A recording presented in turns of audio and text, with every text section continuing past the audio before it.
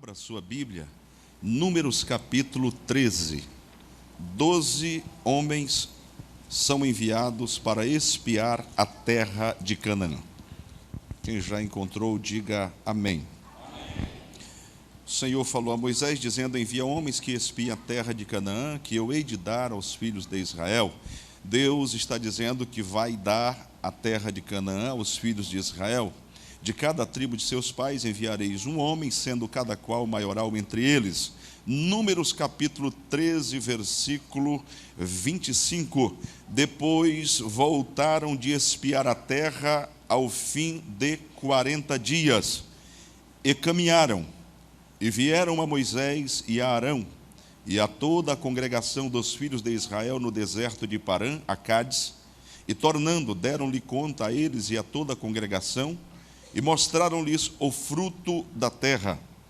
Contaram-lhe e disseram: fomos à terra que nos enviaste, verdadeiramente mana leite e mel, e este é o fruto. O povo, porém, que habita nessa terra é poderoso, e as cidades fortes e muito grandes. Também ali vimos os filhos de Anak. Os amalequitas habitam na terra do sul, e os heteus, e os jebuseus, e os amorreus habitam na montanha, e os cananeus habitam ao pé do mar e pela ribeira do Jordão. Então Calebe fez calar o povo perante Moisés e disse: vamos juntos? Subamos animosamente e possuamo-la em herança, porque certamente prevaleceremos contra ela. Porém, os homens que com ele subiram disseram: não poderemos subir contra aquele povo, porque é mais forte do que nós. E infamaram a terra, falaram mal da terra que tinham espiado perante os filhos de Israel, dizendo: a terra pelo meio da qual passamos a espiar é terra que consome os seus moradores, e todo o povo que vimos no meio dela são homens de grande estatura. Também vimos ali gigantes, filhos de Anak, descendentes dos gigantes, e éramos aos nossos olhos como gafanhotos, e assim também éramos aos seus olhos. Vamos voltar novamente ao versículo 30, vamos juntos? Então Calebe fez calar o povo perante Moisés e disse: subamos animosamente e possuamo-la em herança, porque certamente prevaleceremos contra ela. Queria que antes de você se sentar, você dissesse para alguém: Deus nos deu a ilha do governador e nós vamos subir para conquistá-la. Pode dizer? Deus nos deu a ilha do governador e nós vamos subir para conquistá-la.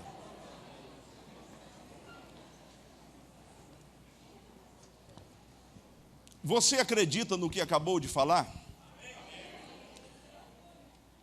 Deus já havia feito promessas ao povo de Israel, e agora eles estavam na iminência de conquistar a terra de Canaã. Moisés envia 12 homens, diga 12 homens, para que eles examinassem a terra, para que eles investigassem, não no sentido de saber se iriam conquistar, porque Deus já havia dito que eles haveriam de conquistar aquela terra. Todavia, nós presenciamos aqui dois pensamentos, duas visões, duas maneiras de entender a realidade. O pastor Eliseu acabou de trazer aqui, mesmo em meio a esta situação, ao quadro que se instaurou e se instalou na ilha do governador neste dia, mesmo assim ele disse: este lugar é lugar de paz, vai ficar tudo bem, amanhã será um outro dia. Isto é visão positiva da vida, é uma maneira de encarar a realidade de forma positiva. É isto que deve acontecer. Todavia, aqui, 10 homens tiveram uma visão negativa. E o último versículo que nós lemos diz que eles se viram como gafanhotos diante daquela gente que habitava na terra. E eles também os viam como gafanhotos. A gente percebe que algumas lições podem ser extraídas daqui. A primeira delas é que o número de pessoas que não têm fé é sempre maior do que o número daqueles que têm fé. Basta olhar na Bíblia Sagrada. Gideão, por exemplo, foi lutar e ele tinha 32 mil homens, e o final da história você sabe. Quantos ficaram? 300. Por quê? Eram os que estavam preparados para lutar. Sempre é mais fácil exercer a falta de fé, a incredulidade, a descrença. A fé é um exercício que exige de nós coragem, postura, determinação, oração, busca da palavra de Deus, para que a fé seja gerada em nós. A fé é produzida pela palavra de Deus. Todavia, no meio da multidão, sempre existem aqueles que são diferentes porque têm fé. Eu queria que você olhasse para o lado e gentilmente dissesse: e aí, você é dos que têm fé ou dos incrédulos? Pergunte, educadamente.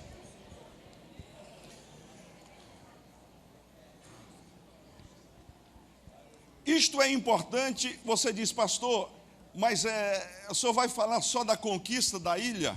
Para mim seria grande coisa. Mas eu quero dizer também que na sua vida é determinante a postura que você tem diante das adversidades, diante dos problemas. Você já parou para pensar que há pessoas para as quais parece que tudo dá certo, parece que tudo funciona? Faz um concurso, passa. Vai investir, dá certo. Vai viajar, funciona muito bem. De repente, foi premiado. Parece que tudo dá certo. E aí, de repente, a gente é tomado por um sentimento de: será que Deus tem filhos prediletos? Parece que para umas coisas funcionam bem, para outros tudo é mais difícil, é mais complicado. Deixa eu lhe dizer uma coisa: Deus é o mesmo e Ele ama a todos indistintamente e está disposto a abençoar a todos. O que torna diferente é a postura que eu tenho diante de Deus e diante das circunstâncias da vida. Às vezes você vê o irmão sendo muito abençoado e você diz: eu não vejo ele com grandes alardes, não vejo ele orando, não vejo jejuando. Mas você não sabe da vida que ele tem com Deus. Você não sabe a que horas da madrugada ele acorda. Talvez, no momento em que você está dormindo, este irmão, esta irmã, está com a boca no pó, falando com Deus, desenvolvendo a intimidade, e Deus revela o caminho do sucesso, o caminho da vitória. Deus revela essa pessoa como ser uma pessoa determinada, vencedora, diante das circunstâncias da vida. Outro dia um irmão disse para mim o seguinte: pastor, eu tenho uma tese sobre pessoas que têm tudo à mão. Ela disse o seguinte: eu conheço uma família que os filhos viviam comendo, almoçavam e quando almoçavam não jantavam, comiam angu para não morrer de fome. E nesta família, todos foram bem-sucedidos, foram médicos, advogados, formados, crentes, servos de Deus. E eu conheço uma outra família que os pais proporcionaram tudo aos filhos e nenhum prestou para nada, como a gente diz na roça. Você diz: o que é que determina isso? Eu tenho uma tese a partir daqui. Quando as circunstâncias da vida são muito favoráveis, são muito tranquilas, há uma tendência do ser humano de se acomodar. Meu irmão, eu estou comendo, tenho café, estou bebendo, estou dormindo tranquilo. Para que se preocupar? Vamos ficar tranquilos, esperar. O que vai acontecer para frente eu não sei. É uma maneira de tornar a vida tranquila, aconchegante.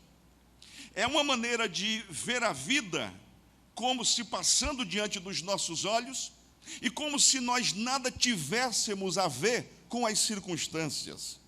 Se Deus quiser abençoar, Ele abençoa. Se Deus quiser trabalhar, Ele trabalha. Eu vou repetir para você. Nós somos determinantes no agir de Deus sobre a face da terra.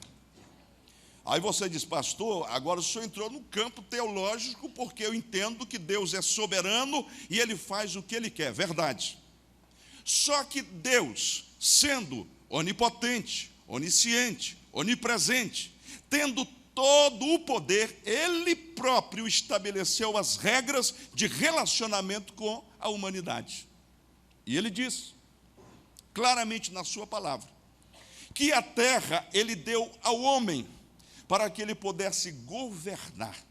Isso é determinante para você entender porque certas coisas acontecem na vida do vizinho e não acontecem na sua vida. Quando você tem esse entendimento, você diz: Deus é soberano, Deus é tremendo, mas Ele deu a mim a tarefa de trazer as coisas que são do céu para que elas aconteçam na terra. Eu vou explicar melhor. Por que nós oramos? Deus já não sabe o que tem que fazer? Sabe ou não sabe?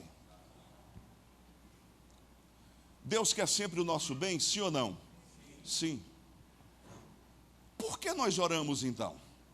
Se Deus é onisciente, se Deus é onipresente, se Deus é onipotente, repito, porque Ele deixou estabelecido assim, a terra Ele deu ao homem para que o homem governasse. Claro que Satanás, através do pecado, fez com que o homem perdesse essa capacidade de exercer, mas na cruz do Calvário, Jesus tomou de novo a chave, a autoridade, e levantou um povo chamado igreja e disse: as portas do inferno não prevalecerão contra a minha igreja. Eu gostaria que esta noite você saísse daqui movido pelo sentimento que moveu esses dois homens, Josué e Caleb. Mesmo diante das circunstâncias adversas da vida, Deus nos confiou como igreja a missão, a tarefa, a capacidade, o poder de mudar situações na esfera humana. Deus quer salvar o homem quando a igreja atua e pega a vontade de Deus e traz para o curso da humanidade. Esta vontade prevalece, Deus vem com a mão dele, une a vontade dele à nossa vontade e assim ele exerce o seu reino sobre a face da terra. Quem está me acompanhando até aqui, diga amém. Amém. Pastor, vamos ver na Bíblia Sagrada isso. Nós não podemos estar acomodados. Eu sou crente para ir para o céu, pastor. Eu não estou nem preocupado com a Dilma, eu não quero saber de congresso. A igreja fica orando, o mundo é assim mesmo, vai acabar tudo e eu quero morar no céu. Isso é uma visão distorcida da palavra do Senhor. Se você tem Bíblia, abra a sua Bíblia. Primeira epístola de Pedro, capítulo 2, versículo 9, é um versículo que muitos crentes sabem de cor. Há uma definição, uma determinação, porque Deus nos chamou, porque Deus nos salvou, porque Deus nos comprou com o sangue de Jesus Cristo. Primeira epístola de Pedro, capítulo 2, versículo 9. Quem já encontrou, diga amém. Mas vós sois o quê? Diga comigo. A geração eleita, que mais? O sacerdócio real, que mais? A nação santa, que mais? O povo adquirido. Gente, é coisa muito boa esse povo, mas ele diz: por que vocês são esse povo? Por que vocês são a assembleia dos chamados para fora? Para que anuncieis, para que o que, minha gente? Anuncieis as virtudes daquele que vos chamou das trevas para a sua maravilhosa luz. Diga comigo, eu sou crente, salvo por Jesus, mas Jesus me salvou com um propósito. Não é apenas de ser salvo. O propósito especial da igreja é o propósito de trazer o reino de Deus para a face da terra. É o propósito de mudar circunstâncias que estão à nossa volta. De maneira que, se nós estamos inseridos na ilha do governador, eu creio que se nós tomarmos posição, Deus vai mudar o quadro na ilha do governador. Você diz, pastor, tem algum exemplo? Eu poderia citar vários, mas eu vou citar o exemplo da Colômbia. Quem se lembra da Colômbia totalmente imersa na criminalidade, no tráfico de drogas? Quem se lembra? Quem ouviu alguma reportagem sobre a Colômbia nos tempos ruins? Quem se lembra? Os jovens, adolescentes vão se lembrar porque é uma série que passa na televisão chamada Pablo Escobar. Quem já ouviu falar em Pablo Escobar? Era o chefão principal do tráfico na Colômbia. os Estados Unidos precisaram intervir. As igrejas na Colômbia se reuniram e começaram a orar. Só que havia, pastor Jaime, uma divisão. Negócio de religião, denominação. Não tem muito isso? Pessoal separado. Vamos lá, meus irmãos, vamos nos unir para orar. Não, se eu não for o cabeça, eu não vou. Aí o outro, não, mas venha fulano orar. Não, eu não vou porque eu não concordo que seja nesse dia.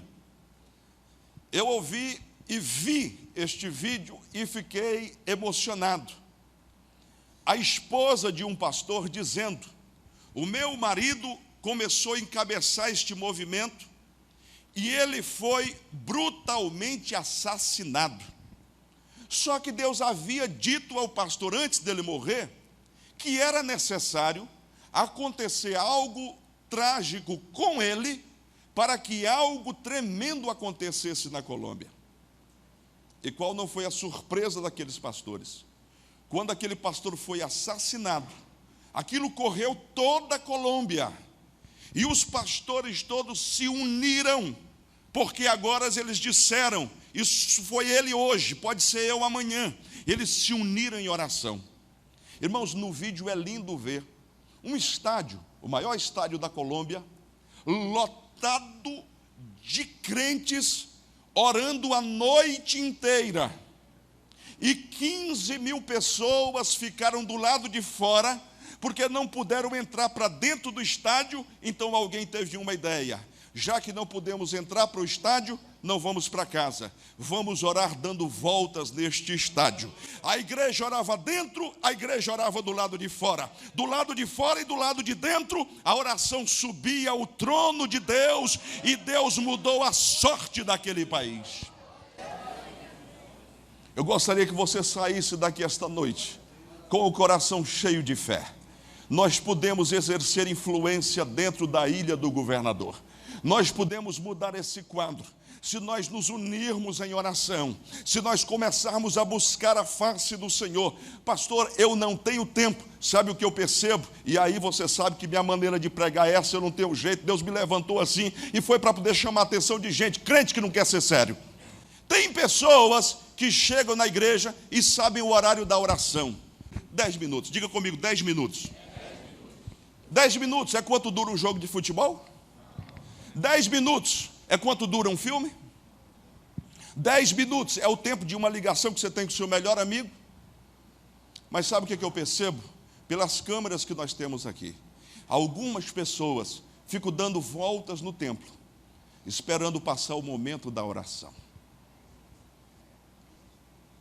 Hoje, Deus está nos chamando pela sua palavra e dizendo: eu não chamei vocês para que vocês estejam acomodados. Eu vos chamei para que vocês exerçam influência.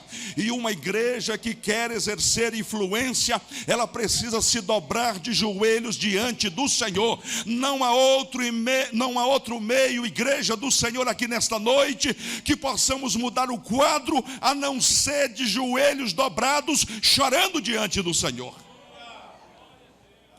Aí eu sei o que alguém está dizendo. A gente convive com crente há muito tempo, viu, Samuel? Muito tempo convivendo. Pois é, pastor, eu não oro aqui 10 minutos, mas o senhor não sabe da minha vida, porque eu oro durante 2 horas da madrugada. Levanto 2 horas e oro até 5 horas da manhã. Só que está faltando aqui um elemento, e eu vou entrar rapidamente aqui na mensagem. Sabe qual é o elemento? Pessoas separadas, querendo fazer do seu jeito, do seu modo, no seu tempo. É assim? É.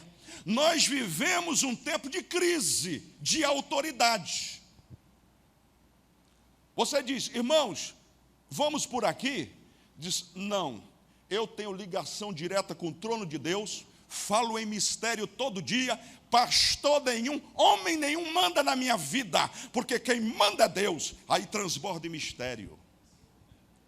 Você não sabe o que está plantando, porque Deus levantou homens frágeis, fracos, sim, pecadores, sim, mas Deus levantou homens e colocou diante da igreja para que eles recebam de Deus a orientação. Então, se o pastor diz, vamos orar 10 minutos, você pode orar 30 horas em casa, mas chega aqui, dobra os joelhos e obedece, porque obedecer é melhor do que sacrificar. A grande dificuldade hoje é porque nós vivemos um tempo de independência. Cada um quer fazer do seu jeito. E eu sei que isso se reflete nos departamentos da igreja. Eu converso com os líderes de departamentos e eles comentam comigo sobre isso. Pastor, a gente convoca para uma reunião. Não posso. Se for tal dia, eu vou. Gente, o caminho para o céu é o caminho da obediência. Daqui a pouco eu leio o texto. Mas eu queria que você colocasse isso na cabeça. Quando for convocado um trabalho de oração, vá. Quando a liderança da igreja disser, vamos fazer um trabalho assim, vá. Quando a liderança dos departamentos disser, jejum tal dia, vamos orar, vá. Ingresse de corpo e alma no propósito de Deus para a DIG, para que você possa crescer espiritualmente e ser bem sucedido. Eu nem comecei a mensagem ainda, pastor. Agora que eu vou começar. Primeira coisa, nós fomos chamados do mundo para quê? Para anunciar o quê? As virtudes daquele que nos chamou das trevas para a sua maravilhosa luz. É para isso. Você é luz, você é sal. Deus quer que você seja um instrumento nas mãos dele. Segundo lugar, eu separei aqui introdutoriamente. Todo crente batizado com o Espírito Santo deve saber porque recebeu o poder. Nós temos falado pouco sobre batismo com o Espírito Santo. Eu não sei das congregações, mas aqui a gente tem falado pouco. Eu tenho falado pouco sobre. Está falando 15 dias sobre isso. 15 dias de oração sobre batismo no Espírito Santo. Outro dia uma irmã disse, pastor, me responda uma coisa. Uma pessoa que é batizada com o Espírito Santo, que não é batizada, ela pode fazer a obra? Qual é a resposta? Sim ou não? Sim ou não? Sim. Eu dei a mesma resposta que você deu. Sim, pode fazer a obra. Ele disse, então, qual é a diferença? A diferença está exatamente aqui no texto sagrado, Atos capítulo 1, versículo 8. É muito bom quando você... Abra a Bíblia para você ler comigo, por favor. É muito bom quando você está na igreja e sabe o porquê das coisas. À luz da palavra. Atos capítulo 1, versículo 8. A maioria da igreja, a maioria dos crentes sabem esse versículo de cor. Por que eu devo ser batizado com o Espírito Santo? Nos diz assim o texto sagrado. Mas recebereis o quê? A virtude do Espírito Santo. A outra tradução que diz, o poder do Espírito Santo, que há de vir sobre vós, e serem-me-eis o quê? Testemunhas, tanto em Jerusalém, como em toda a Judéia e Samaria, e até os confins da terra. Observe isto. Eles receberam o poder para serem testemunhas. Então, vamos explicar isso? Você não é batizado com o Espírito Santo. Você pode trabalhar, você pode fazer a obra do Senhor. Mas se você receber o batismo com o Espírito Santo, você vai receber, entenda bem, figuradamente, uma graduação espiritual para fazer a obra do Senhor com mais eficácia, autoridade, poder e excelentes resultados. Eu ouvi um aleluia aqui. Eu não sei se a prosperidade econômica no Brasil foi boa. E sabe o que eu estava orando e pensei outro dia? Que Deus começou a apertar o Brasil, porque à medida que o Brasil começou a melhorar economicamente, as igrejas começaram a esvaziar. Esse fenômeno aconteceu na Europa. Hoje eles riscaram Deus do mapa. Uma igreja na Europa que tem 50 crentes é uma mega igreja. 100, então, pelo amor de Cristo, é uma bênção.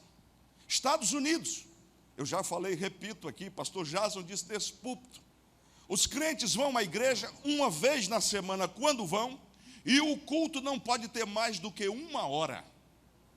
Por quê? Eles estão ocupados demais com os deleites dessa vida. Você diz, pastor, o senhor digrediu. Não. Quando a igreja vivia passando por necessidades, era comum você ver crente chorando, buscando o batismo com o Espírito Santo. Hoje, o pessoal diz, pastor, eu não posso chorar na igreja. Por quê? Porque eu passei um rímel, passei um batom, vou lambuzar minha cara toda. Então eu não posso chorar na igreja. Quando muito, pastor, eu me emociono e eu faço assim.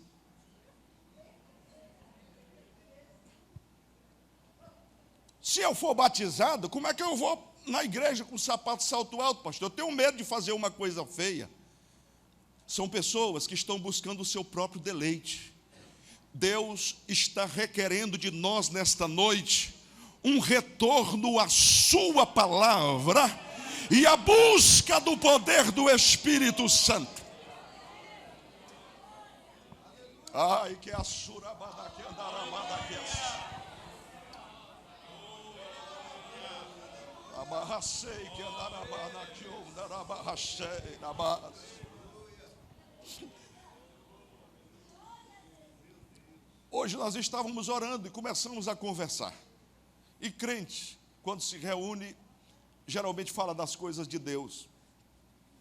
E eu estava conversando com um pastor amigo, e ele dizendo para mim, eu peço a Deus que nunca me deixe ficar vaidoso, nem interpretar que a bênção dele na minha vida é resultado dos meus méritos, porque se eu pensar assim, eu nunca vou deixar de buscar a face do Senhor. Eu disse, interessante. Eu toda a vida, irmãos, Deus me deu a oportunidade de estudar, de me formar, de fazer faculdade, de fazer pós-graduação, de estudar no seminário. Mas eu sempre oro a Deus e digo o seguinte, Senhor, nunca me deixe ficar sem a tua presença, porque sem a tua presença a vida perde o sentido. Então, embora você esteja sendo abençoado, não despreze as coisas espirituais. Busca a unção, busca o poder, busca os dons do Espírito Santo. Você que profetizava, há quanto tempo você não profetiza mais? Você que falava em línguas estranhas, há quanto tempo você não fala mais?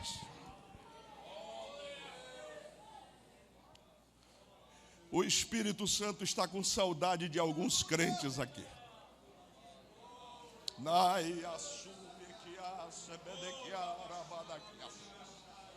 O Espírito Santo está com saudade de ouvir a tua voz chorando na madrugada. Você é batizado com o Espírito Santo. É uma autoridade que o Senhor te dá para te capacitar a fazer coisas grandes, a orar pelos enfermos, a expulsar os demônios, a trazer consolo aos aflitos, a libertar os aprisionados de Satanás. Meus irmãos, quando um crente está cheio do Espírito Santo, onde ele pisa, ele faz diferença. Eu não sei se você já teve essa experiência, mas quando um homem e uma mulher de Deus estão cheios do Espírito, eles chegam perto de você e dentro do teu coração o Espírito Santo se comunica. Parece que há uma sintonia, parece que há uma energia do céu. Quando uma pessoa está cheia do Espírito Santo, ela entra no lugar onde a guerra, a briga, e se estabelece a paz, porque o Espírito de Deus é Espírito de paz.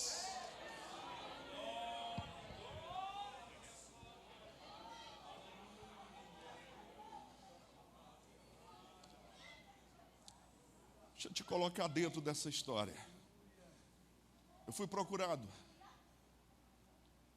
por um irmão, um obreiro, e ele disse, pastor, a minha esposa entrou por um caminho do erro.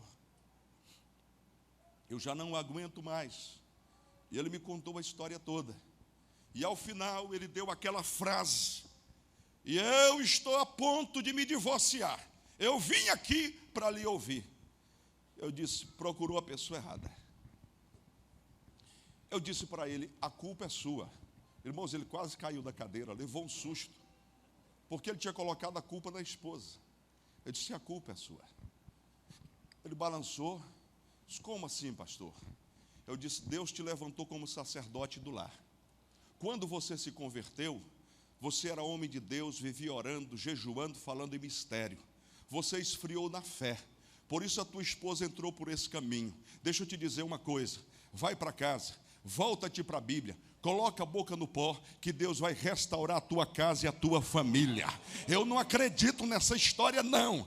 Porque não tem mais jeito, porque é incompatibilidade de gênios. Deus muda o gênio, Deus transforma este homem, Deus transforma esta mulher. O que nós precisamos é a autoridade do Espírito Santo, é a unção de Deus. Eu contei aqui, vou contar de forma resumida. Mas quando uma pessoa distante da minha família estava endemoniada, várias pessoas foram lá, oraram.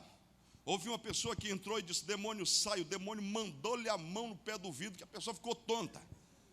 E alguém disse: isso não sai não, é bicho brabo. Aí disseram: tem na cidade um homem de Deus que veio pregar aí numa igreja. Chama o homem. Irmãos, eu ouvindo esse testemunho, eu me emocionei no dia. E hoje eu me emociono. Porque a gente olha para as páginas da Bíblia e vê Deus usando homens e mulheres. E você fica pensando: será que passou? Quando você ouve um testemunho desse, você diz: não, não passou. É para nós ainda hoje, é para mim, é para você, é para a gente tomar posse dessa unção. E aquele homem chegou na casa, a moça endemoniada no quarto, e ele chegou, tinha algumas pessoas ali clamando, orando, mas ninguém tinha coragem de entrar mais, porque o demônio era muito bravo. E ele chegou, irmãos. E a pessoa que me contou disse: ele chegou, quando ele pisou na porta, ele deu um tapa no portal e disse: demônio, perdeu, acabou a tua festa nesse lugar. Irmão, isso é lindo, a autoridade de Deus. Ele entrou no quarto e quando ele olhou para a situação, o Espírito de Deus trouxe o discernimento. Isso é lindo, está à sua disposição. E ele disse: alguém me ajuda aqui a tirar a aliança do dedo dela. E aí o demônio ficou bravo e disse: não, tira a aliança. E a mão fechada, conseguiram abrir, e aí seguraram a aliança, passaram um sabão e tiraram. Quando tiraram a aliança, o demônio foi embora. E ele disse: qual é a história dessa aliança? E o esposo disse: não, essa aliança eu mandei fazer no Brasil. E a pessoa que fez essa aliança era amiga de uma namorada que eu tive antes de me casar. E essa pessoa disse: quando a aliança estiver pronta, me dá essas alianças. E a pessoa levou essas alianças e fez um trabalho. E aí colocaram no correio e mandaram. Chegou lá, as pessoas se casaram bonitinho, tudo certinho.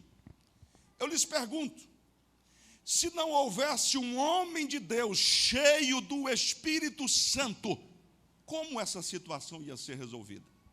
Como saberiam que o problema era na aliança? Ele diz: pegue as duas alianças, joguem fora, de preferência no lago, num lugar profundo. Adquiram duas alianças, levem à igreja, peçam o pastor para orar. Este demônio nunca mais voltará a esta vida, e nunca mais voltou mesmo. Diz: pastor, o que está acontecendo? Deus me levou para outro campo aqui da mensagem. Eu estou me deixando guiar pelo Espírito Santo, porque eu sei que o Espírito está falando com pessoas esta noite. Esta situação que se instalou na tua casa não é motivo de você bater em retirada. Você não vai fugir.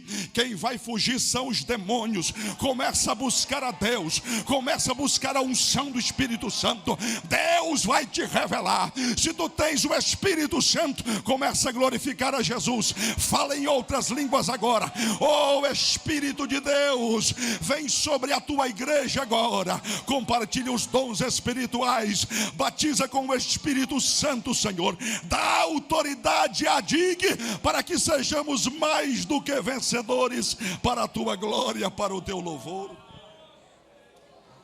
Fique de pé na presença do Senhor. Aleluia. Eu vou pedir que você esteja ao lado de uma pessoa. Você vai orar por esta pessoa. A Bíblia diz: um ao outro ajudou e ao seu companheiro disse: esforça-te. Do teu lado há uma pessoa que precisa de renovação, de um toque de Deus, de uma ajuda, de um braço amigo. Há pessoas que estão cansadas esta noite, entraram aqui dizendo: Deus, eu não aguento mais. O Espírito Santo de Deus me inspira nessa noite a te dizer: não é o fim da caminhada, é o começo de uma nova história. Comece a orar por esta pessoa. O Espírito de Deus, Espírito Santo de Deus, vai capacitando os teus filhos, vai renovando, vai tirando a força. Espírito de vitória, Espírito de graça, Espírito de poder, toca agora no lar deste homem, toca agora no coração desta mulher, entra agora nesta família. Espírito de Deus, dá-nos vitória. Há uma cidade a ser conquistada, há um bairro a ser conquistado. Nós viemos para lutar, nós viemos para batalhar, nós viemos para conquistar. Espírito Santo de Deus, vem com a tua unção nesta noite, vai capacitando, vai inspirando os teus filhos. Senhor, há pessoas que estão enfermas, precisam de um milagre. Toca agora, Espírito Santo de Deus, Espírito de graça, vem com a cura, vem com o poder, vem com a unção, capacita os teus filhos agora. Espírito de Deus, enquanto batalhamos aqui, visita o lar deste homem, visita a família, o filho que está no tráfico. Oh Espírito de Deus, nós batalhamos esta noite. Nós guerreamos pelas vidas que estão aprisionadas por Satanás. Toca-nos, Senhor, enche-nos, Senhor. Deus, nós queremos exercer influência nesta ilha do governador. Vem, trabalha em nós, trabalha por nós, vai capacitando, vai enchendo homens e mulheres com o teu Espírito Santo, e dá-nos esta terra, dá-nos esta terra, pelo poder do nome do sangue de Jesus. Aleluia, aleluia, aleluia. Continue um pouco mais glorificando ao Senhor, continue um pouco mais exaltando a Jesus. Pronto pra servir e receber do teu poder.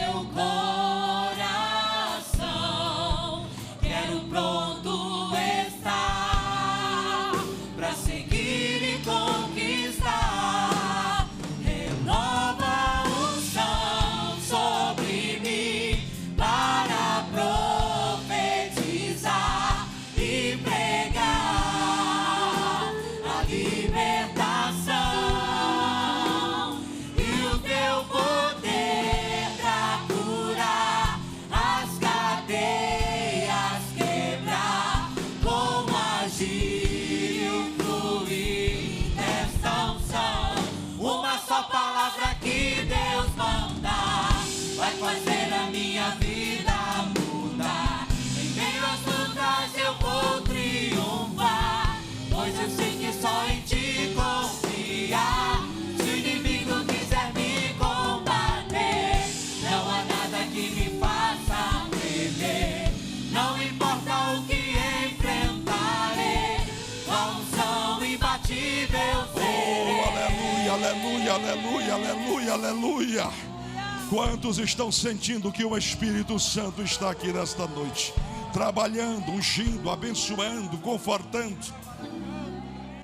Oh, aleluia. Eu quero oferecer a oportunidade a você que está aqui esta noite e ainda não entregou a sua vida ao Senhor Jesus. Nós vamos cantar mais uma vez. Enquanto cantamos, você tem a oportunidade. Saia correndo do seu lugar.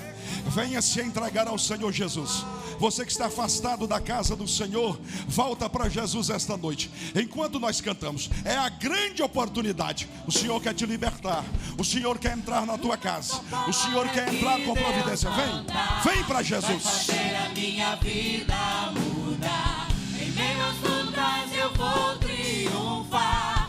Pois eu sei que é só em ti confiar. Se o inimigo quiser me combater, não há nada que me faça temer. Não importa o que enfrentarei, com a unção imbatível serei. Aqui nós temos a primeira vida para o Senhor. Aleluia. Tem mais alguém que quer entregar a sua vida ao Senhor Jesus? Se você está sentindo o desejo no coração, como é que é isso, pastor? É como se uma voz estivesse dizendo: vai, agora, hoje, este é o caminho, toma a decisão. Do outro lado, uma voz diz: espera para amanhã, resolve primeiro aquele problema. Uma voz está dizendo para você: não vai desse jeito não, porque você não vai se firmar. Eu quero desafiá-lo esta noite a vir para Jesus, a ouvir a voz que está dizendo: hoje, agora. Eu fico imaginando, quando vi aquelas fotos de meninos mortos, garotos mortos, eu fiquei imaginando: meu Deus, eu tenho certeza que esses meninos já ouviram a palavra de Deus, porque em cada comunidade há pelo menos uma igreja edificada ali pelo Senhor Jesus, e eles tiveram a sua oportunidade, e eles disseram não. E aí estavam, continuaram onde estavam, e por isso estão naquela condição. Eu quero dizer para você que está aqui esta noite: se hoje você está ouvindo o Espírito Santo, não deixa para amanhã. Não saia daqui sem tomar a mais importante de todas as decisões. Uma só palavra que Deus mandar, mais uma vez, vai fazer a sua vida mudar. Vamos lá? Uma só palavra que Deus mandar vai fazer a minha vida mudar. Em meio às lutas eu vou triunfar, pois eu sei que é só em ti confiar. Se o inimigo quiser me combater, não há nada que me faça temer. Não importa o que enfrentarei, com a unção imbatível serei. Uma só palavra que Deus mandar vai fazer a minha vida mudar. Em meio às lutas eu vou triunfar, pois eu sei que é só em ti confiar. Se o inimigo quiser me combater, não há nada que me faça temer. Não importa o que enfrentarei, com a unção imbatível serei. Aleluia. Nós temos aqui mais uma vida preciosa. Aleluia. Nós temos aqui vidas preciosíssimas. Nós vamos orar por vocês. Vamos orar por esses dois jovens queridos, abençoados. Repete o nome para mim. Viviane e André. André e Viviane, Viviane e André. Estenda as mãos para cá. Meu Deus e meu Pai, nós oramos juntos como igreja tua em favor da Viviane e do André. Senhor, eles estão voltando a Ti, a Tua casa. Eles estão arrependidos, Senhor, porque deixaram o Teu caminho. E nós oramos e ministramos da Tua parte nesta hora. Espírito de Deus, Espírito de renovação, perdoa-lhes agora e traz de volta tudo aquilo que perderam. Senhor, firma-os na Tua casa e cumpre o Teu propósito na vida do André e da Viviane. Nós oramos assim como igreja tua, no nome de Jesus, e o povo de Deus concorda dizendo amém.